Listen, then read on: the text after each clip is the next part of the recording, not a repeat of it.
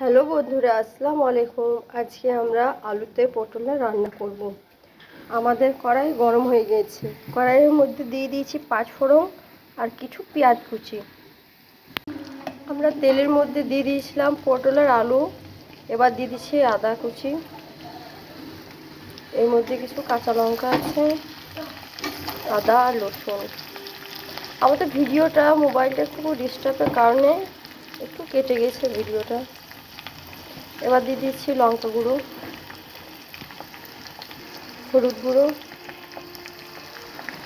পরিমাণ মতন লবণ, ভালো করে নেড়ে নেব।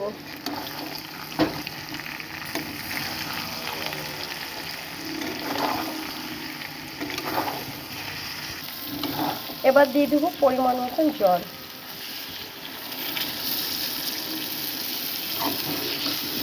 ভালো করে নেড়ে নিচ্ছি। এই দেখেন পটল আলু হয়ে গেছে। এবার লাইক করবেন, কমেন্ট করবেন, সাবস্ক্রাইব করবেন, বেল আইকন প্রেস করে দেবেন। কিছু ভুল থাকলে কমেন্ট করে জানাবেন।